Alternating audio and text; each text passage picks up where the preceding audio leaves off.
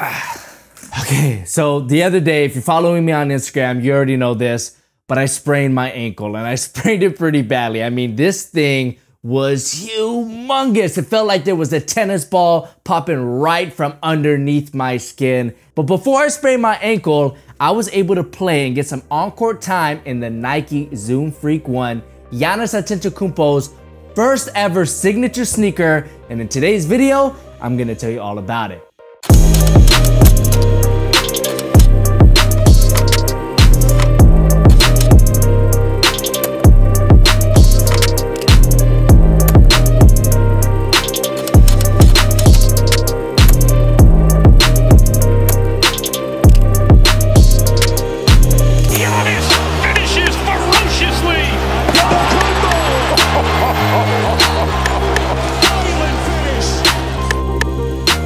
All right, here we go, guys. Giannis's first signature logo. This sneaker is very highly anticipated. I know I was anticipating this sneaker because Giannis, he's just a freak of nature, and I just couldn't wait to see what his signature sneaker was gonna be all about. We'll get more into the details a little bit later, but I want you guys to check out Giannis's official signature logo. You can see it right here on the box.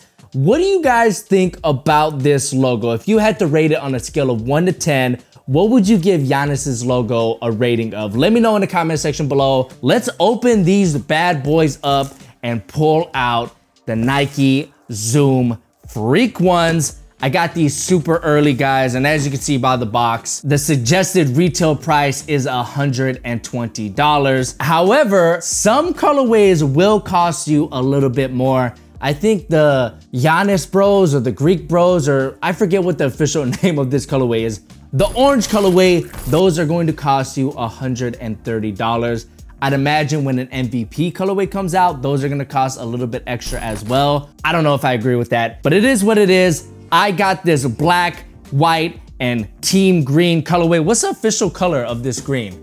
Lucid green, that's what it is. There isn't a ton of it on this sneaker. It's used very sparingly, but one thing I want to mention about the Zoom Freak 1 is this sneaker was supposed to debut during the playoffs, and this had me super nervous because if you guys have been following me in the All NBA podcast, which you could find on Apple Podcasts as well as Google Play, I picked the Toronto Raptors to make the 2019 NBA Finals. So when Mark Parker and everyone was saying that Giannis's shoe is going to debut in the playoffs, I kept waiting and waiting and waiting and waiting, and he just wasn't wearing it. He was wearing the Kobe ADs in his favorite colorway, that orange one. So when it came time for Giannis to play the Raptors in the conference finals, I was super scared because I was like, does Nike know something that I don't? Do they know he's going to make the finals? Is the NBA scripted? Is the fix in? I mean, I was going nuts, but unfortunately for the Bucks and Giannis, they did not make the finals. So he did not debut this sneaker in the playoffs. I think in reality, what happened was Giannis is just one of those guys who just wants to be comfortable in what he's playing in. He doesn't want to take the time to break in a new sneaker when he's trying to make a finals run. I think Giannis just wanted to play in his Kobe's. He loves that sneaker and he didn't want to risk, you know, switching things up. A lot of basketball players are like that. Sometimes I'm like that. In my rec league games, I only play in a very particular sneaker that I'm 100% comfortable in.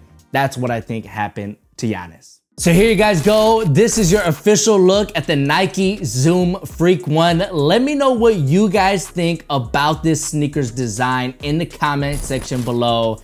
I think the takeaway feature in this sneaker from a visual point of view has to be that huge reverse swoosh, as well as the midsole design, because if you just take away this black swoosh, the midsole is essentially a swoosh in itself, a reverse swoosh. And I think that's super cool because you have to remember that Giannis is from Greece, and the word Nike is Greek for victory, I believe. So it's pretty interesting how things come full circle, the irony there. It's really a head turner, and you guys are telling me on my Instagram that initially when you saw the Zoom Freak 1, you weren't totally sold on this visual design. And then when I put pictures up there with on-foot footage, with on-court footage, you guys said that the design is actually pretty slick. But there are some things here that are going to affect the performance, and I will detail that a little bit later. I did have a little bit of time, so I will be giving you guys like a performance review preview on this sneaker. but I just want to get the visuals out of the way first. Obviously, you have the logo right there on the tongue, the GA logo. Again, let me know what you guys think about that below. And then if you turn to the back, you have his number in a stylized fashion. That might be his alternate logo. And I really like how they went with white and green as well. I think that's a very slick look. The upper is basically all black. On the medial side, you do have a gray swoosh. It'd be interesting to see if that was white or even lucid green. I think that would have looked really slick as well. But everywhere else, the upper is basically this textile mesh upper that is pretty soft. It does have like a plastic netting over it that's fused onto it. That's just for durability and a little bit more structure. But overall, the materials of the upper are super soft. And when you slip your foot into this, which by the way, I would just go true to size. Some people have been saying to go up half a size, but if you get a 10.5 in the Kobe's, get a 10.5 in this, because as you'll see, the Zoom Freak 1 is very similar to the Kobe AD Exoduses, or whatever you want to call those sneakers. It makes sense because Giannis loves that sneaker, so his signature sneaker is going to play and feel a lot like the sneaker that he likes playing in. But I went true to size, and when you slip your foot into this, the padding in the shoe, the soft upper, everything is going to feel extremely comfortable. And even if you go down or up half a size or whatever, the materials are so soft, it's not gonna be restrictive in any way, shape, or form. So I think you should be able to try these on in store, and once you do, you'll understand what I'm talking about. The inside and outside of the shoe is extremely soft and plush. Now, like I mentioned earlier, this sneaker is littered with a ton of little personal Easter eggs that relate to Giannis's family and heritage. For example, if you take a look at these little lace loops on both sides of the sneaker, those gray lace loops, those are to represent Giannis's 4 brothers kind of holding him down, kind of like this. I mean, I'll put up a sketch right here on the screen for you to kind of show you what I'm talking about, but I think that's a really interesting design choice. And I think Nike did a great job at implementing storytelling into the sneaker that doesn't feel heavy-handed. I mean, you do have some things that are just plain and simple. They're there for a storytelling point of view. For example, if you take a look at the medial midsole, you'll see the words or names Charles and Veronica. I believe those are Giannis's parents. I mean, these type of things are there. But these lace loops, if you didn't read up about it, if you didn't hear about it, you would just think those are lace loops to help you secure a lockdown fit in this area. But in reality, they symbolize Giannis's 4 brothers, I think, holding him down and humbling him while he's on this massive rise to stardom like he is. Which, by the way, congratulations, Giannis, for winning league MVP.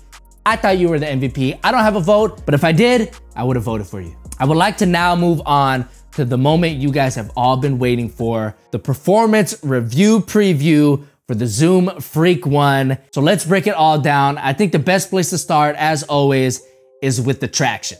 Now, as you can see, the outsole uses a dual rubber design with both solid and translucent rubbers, which I know a lot of you guys want to know about because a lot of you don't like translucent rubbers, but from what I can tell in my time with the Zoom Freak 1, it is a pretty consistent experience across the board in terms of traction. It isn't perfect. I'll touch on that in just a little bit. But what I'm trying to say is I did not feel a difference from the solid rubber portions of the outsole to the translucent rubber portions of the outsole. I think both parts of the outsole provide good traction. It isn't great, but solid, consistent traction. And that's really all you can ask for. I mean, how much of a bummer would it be if the solid rubber portions of the outsole were awesome, but the translucent parts were not? I mean, that would be extremely frustrating, but the good news is that is not the case whatsoever. So yes, overall, I think the traction is awesome, but it's not perfect. If you take a close look at the traction pattern, you'll notice that it's kind of flat. It doesn't really peak at all. The traction pattern doesn't peak.